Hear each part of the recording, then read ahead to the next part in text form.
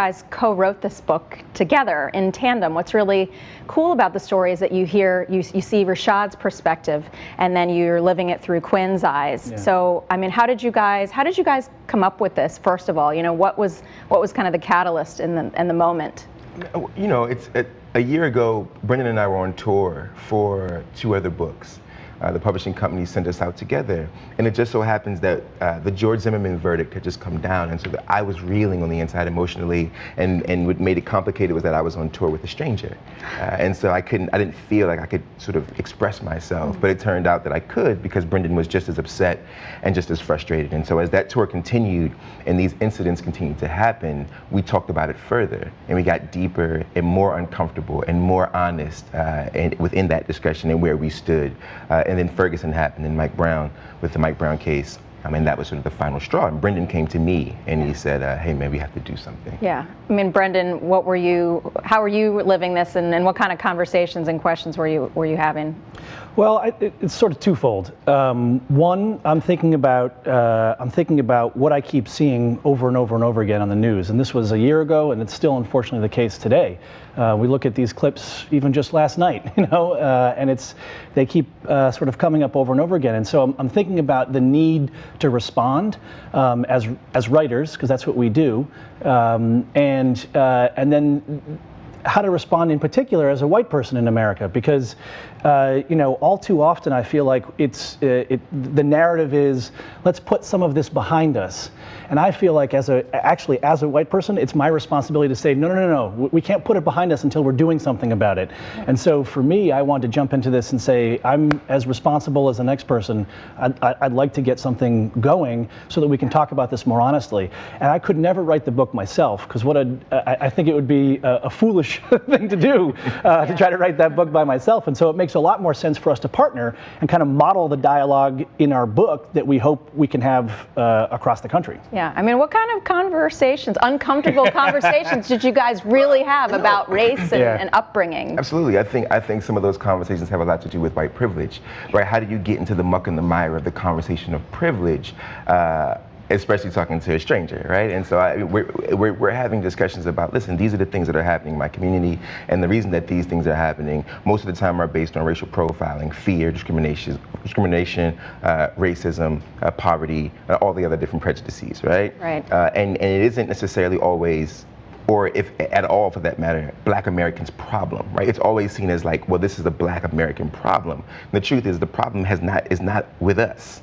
Right? The problem is about white people not talking to white people about whiteness enough. Yeah. And that was sort of the conversation that Brendan and I wanted to have, and that Brendan was totally game to have. Yeah, I mean, Brendan, was this like a new concept for you, or is there anything from your upbringing or that like led you to a revelation in talking with Jason and really hashing it out? And it kind of feels like a revelation in some way, right? I mean, I feel like there isn't a point in my childhood upbringing where somebody said to me, hey, you're white, and this is what it means to be white.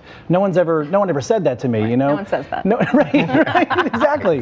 But I do have to say, and one of the reasons why I dedicated my half of the book to organizers and educators is because, so I worked in a high school for 10 years before embarking on these most recent writing projects. And I learned a tremendous amount from people who were doing this work on the ground, people who were talking a lot about white privilege and white power and the long legacy in our history as lived today. And so for me, I was bringing those experiences that other organizers had really helped teach me, other educators had helped teach me, to look in the mirror and say like, oh, it's not just Brendan Kiely, it's Brendan Kiely, I'm a white man, and what does that mean when I walk into a space? And so for me, I had to try to be as honest as possible about all of that when talking with Jason to say, look, this is an issue where we know the numbers are that more often than not, it's young people of color who are affected by police brutality. But as a white person, what I can't do is just stay back and watch it on the news and say, oh, that's a shame. Instead, I have to say, I want to make this a public conversation, and in particular, talk to lots of white kids, talk to my white family, talk to the white folks in my neighborhood to make this an actual conversation and not just something that's over there. Yeah. I mean, is there anything autobiographical for either of you? I mean, we can start with Jason. Do you relate to Rashad? I mean, Rashad's upbringing and what Rashad went through. I mean, he is slammed to the ground and beaten, jumped on and beaten in this book. For sure. I mean, I relate to Rashad in numerous ways. I relate to his upbringing. I relate to his environment and where he's growing up. I relate to his family dynamic, right? And the fact that he had sort of an older brother who was rooting for a thing, and he had parents. He had a father who sort of questioned some of it, right? And his father was sort of a hard butt kind of guy, right? A hard edge kind of guy who was like, look, this is what it's going to take for you to survive, even if Rashad didn't necessarily agree with those things. A mother who was always sort of the referee, right? And sort of trying to figure out how to allow her child to be fully, to actualize his life fully without the sort of pressure of his father's salvation tool, whatever that may be. In this case, the ROTC or the police force and the military and all these sorts of things.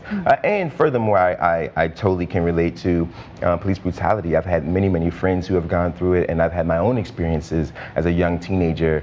I remember being pulled over for running a yellow light, and with 4 of my friends, and the cops pull us over, and we all have to get out of the car and lay down on our stomachs as he tears the car apart looking for nothing. We ran a yellow light. And then after he rips the car apart and takes everything out of the vehicle, he lets us all go and speeds off as if nothing was wrong. And we were bullied. And I think police brutality is often seen as such a physical act, when really it's a psychological act. There's psychological brutalization that takes place in black communities all over this country, where young people are being bullied by police officers. It's just an abuse of power. And that is the actual brutalization that takes place, not just a physical brutalization, but a mental and emotional brutalization as well. Right. And I mean, Brendan, Quinn sees something and he doesn't know what to do. I mean, have you had that moment in your life where you witnessed something, you overheard something and had to struggle with whether to stand up? Yeah, I mean, I think it's twofold. Again, it's one of these things where I feel like I see it all the time. And so it'd be a lie to say, there are more times where I've not done something than when I have, because I see it all too often.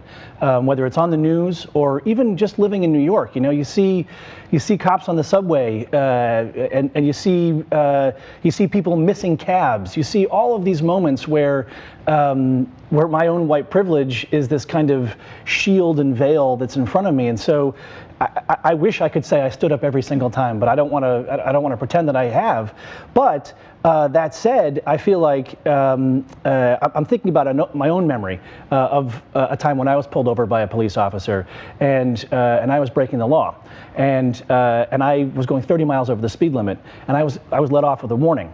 And that kind of memory lodges in my brain, and I say, so I don't just want to brush that off. I want to say, okay, I know that's. To compare our two stories just now, I want to do something about that so that everybody knows it just can't be the case anymore. We can't live in this, this unjust, imbalanced society. Yeah, for sure. Well, Jason Reynolds, Brendan Kiely, thank you. All American Boys is the book, and everybody should take a look. Thank you guys so much. Thanks very much. Thanks a lot.